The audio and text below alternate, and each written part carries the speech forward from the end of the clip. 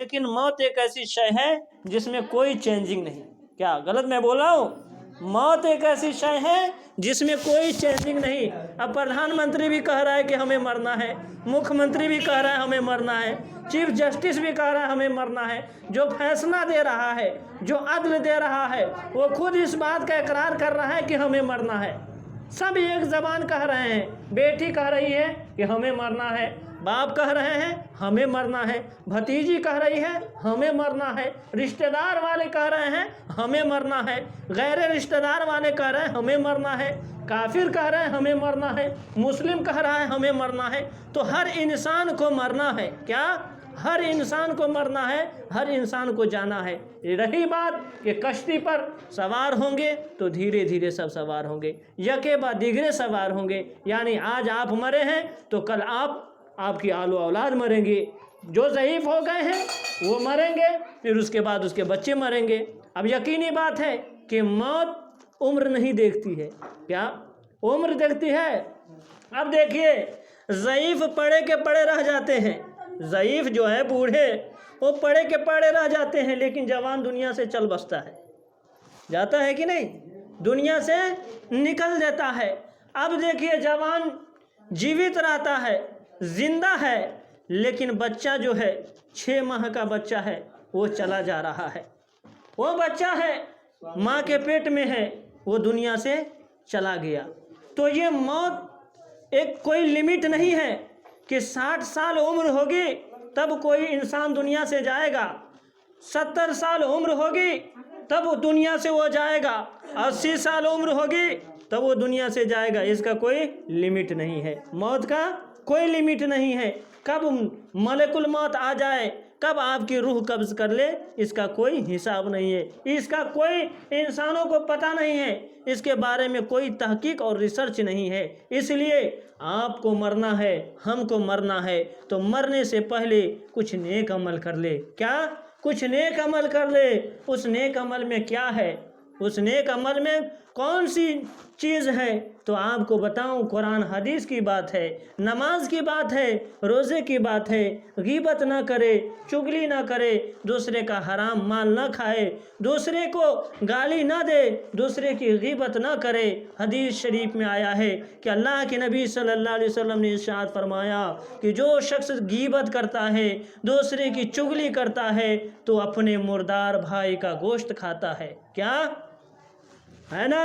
حدیث شریف میں کیا ہے؟ جو اپنے مومن بھائی کی غیبت کر رہا ہے، چغلی کر رہا ہے، گھنائی کر رہا ہے، تو یاد رکھیے وہ اپنے مردار بھائی کا گوشت کھا رہا ہے اور گوشت کھاتا ہے. اب دیکھیے، یہ نبی کی بولی ہے. کس کی بولی ہے؟ ہماری اور آپ کی بولی نہیں ہے، کسی پرائم منسٹر اور کسی چیف جسٹس کی بولی نہیں ہے. یہ نبی کی بولی ہے. ہماری بولی غلط ہو سکتی ہے. ہم جو بول رہے ہیں ہمارا بولنا غلط ہو سکتا ہے. آپ جو بول رہے ہیں آپ کا بولنا غلط ہو سکتا ہے. اور ہمارے والد جو بول رہے ہیں ان کا بولنا غلط ہو سکتا ہے. لیکن قرآن نے صاف صاف کہا دیا، اللہ تبارک و تعالیٰ نے صاف صاف فرما دیا کیا؟ وَمَا يَنْطِقُ عَنِ الْهَوَىٰ إِنْ هُوَ إِلَّا وَحْيٌ يُوحَىٰ. کہ نبی، یاد رکھنا، نبی اپنی طرف سے گڑھ کر کے نہیں بولتے. کیا؟ نبی اپنی طرف سے گڑھ کر کے نہیں بولتے. نبی جو باتیں بولتے ہیں اس پر اللہ کا وحی نازل ہوتا ہے، اللہ کا حکم ہوتا ہے، تب نبی بولتے ہیں. اب نبی نے کہہ دیا تو ہم کو ایکسیپٹ کرنا ہے. کیا ایکسیپٹ کرنا ہے؟ کہ ہم دوسرے کی غیبت نہ کریں. اگر غیبت کریں گے تو اپنے مردار بھائی کا گوشت کھائیں گے. حقیقت میں ہم نہیں دیکھ رہے ہیں نا کہ ہم، ارے بھائی گوشت سامنے رکھا ہو تب نہ کھائیں گے، ہے نا؟ آپ کے ذہن میں آ سکتی ہے بات کہ ارے میں تو گوشت دیکھ ہی نہیں رہا ہوں تو کیسے کھا رہا ہوں، اپنے بھائی کی لاش تو سامنے دیکھ ہی نہیں رہا ہوں کیسے کھا رہا ہوں. لیکن یاد رکھیے، نبی اکرم صلی اللہ علیہ وسلم نے فرمایا کہ تم دیکھو چاہے نہ دیکھو، حقیقت میں تم اپنے مردار بھائی کا گوشت کھا رہے ہو. اب دیکھیے، تو ہم پہلو پر جائیے. اللہ کے نبی صلی اللہ علیہ وسلم نے بھی فرمایا کہ قبر کے عذاب سخت ہیں. کیا ہے؟ قبر کے عذاب سخت ہے. آپ کو بتاتے چلے، قبر ہمیشہ پکار کر کہتی ہے انا بیت التراب. تراب کے معنی ہوتا ہے کیا؟ مٹی. کیا ہے نا؟ वो आपने पढ़ा है हज़रत अली के बारे में, कुम या अबा तुराब, कुम या अबू तुराब। तुराब माने क्या? यानी मिट्टी। तो यानी हमेशा कब्र पुकार कर कहती है अना बैतु तुराब, यानी बैत माने घर, तुराब माने मिट्टी। क्या?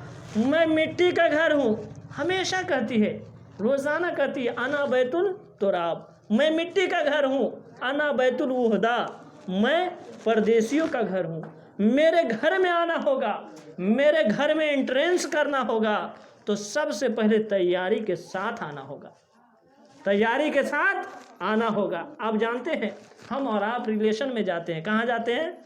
अपनी बेटी के यहाँ गए, या अपने बहू के यहाँ गए, या अपने ससुराल गए, कहीं भी गए तो अपने हाथ में क्या लेकर के जाते हैं?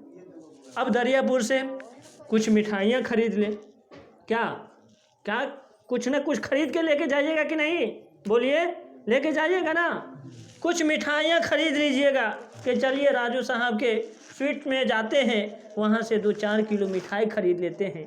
अगर खाली हाथ हम जाते हैं, अगर हम खाली हाथ जाते हैं तो हमारे जो भतीजा भतीजी, या मान लीजिए जो हमारा भांजा भांजी है, तो देखेगा, वो लोग देखेंगे तो कहेंगे अरे मेरे मामू साहब कितने बखील है, खाली हाथ आए।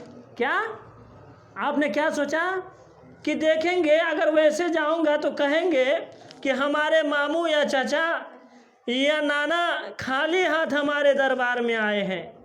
तो इससे बेहतर है कि दरियापुर से या दिघवारा से हम 2 किलो मिठाई ले लें, ताकि उनके चेहरे पर खुशी जाहिर हो जाए, वो मुस्कुरा उठे और वो दुआएं देने लगे कि या अल्लाह हमेशा हमारा नाना आते रहे। क्या मैं गलत बोल रहा हूँ?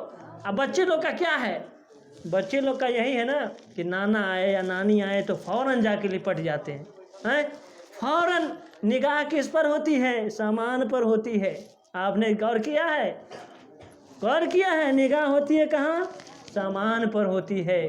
तो मेरा कहने का मतलब है दोस्तों, अगर आप सामान लेकर के नहीं जा रहे हो तो आपके जो नवासे हैं या भतीजे हैं या कोई है जो बिछड़ जा रहे हैं, अफसोस करने लग रहे हैं कि मेरे नाना या मामू खाली हाथ आए, मुझे 1 रुपये तक न दिए। वैसे ही एग्जाम्पल रखो, कब्र हमेशा कहती है, क्या कहती है? कि हमारे यहाँ दाखिल होना है, कब्र में अगर जाना है तो सबसे पहले आपको तैयारी करनी होगी। एंट्रेंस से पहले कुछ न कुछ तैयारियाँ करनी होगी। वो तैयारियाँ क्या है? वो तैयारियाँ नमाजें हैं, रोज़ा है, हज है, ज़कात है, तौहीद है, कलमा है।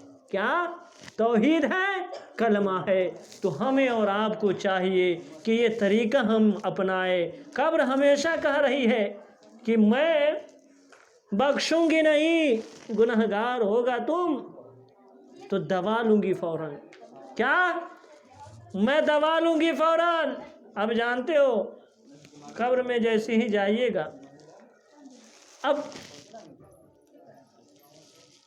अब आपके मुआफिक, आपके गुनाह के मुआफिक, आपके नेकी के मुआफिक आपके कारनामे को अदा किए जाएंगे। अब कब्र में बिच्छुए होंगे, कब्र में तरह तरह के कीड़े मकोड़े होंगे। अगर आपके अमल सही नहीं तो यही लोग आप लोग को परेशान करेंगे, काटेंगे, डंसेंगे। तो याद रखिए, 4 दिन की चांदनी है, फिर अंधेरी रात है।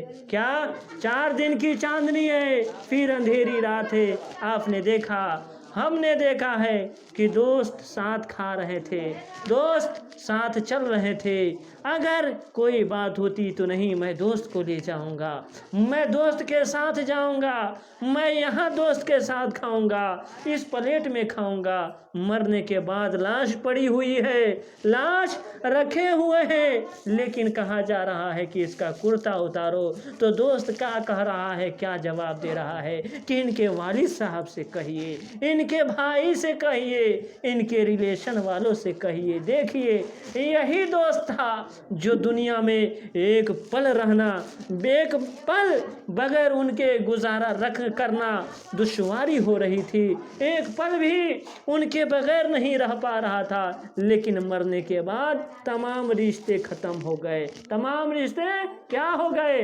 ख़त्म हो गए। तो क्या इससे हम और आपको सबक सीखनी चाहिए?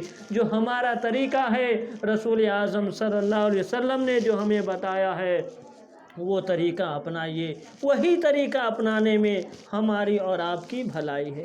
अब देखिए, खुशी की बात है, इतने ही कम लोग हैं, तादाद में कमी है, लेकिन आप लोगों ने मस्जिद बना ली है, मस्जिद बना ली है। अल्लाह के नबी सल्लल्लाहु अलैहि वसल्लम ने इरशाद फरमाया कि जो शख्स अल्लाह के लिए मस्जिद बनाता है तो अल्लाह उसके लिए जन्नत में एक घर बनाता है कि नहीं? हदीस शरीफ में है।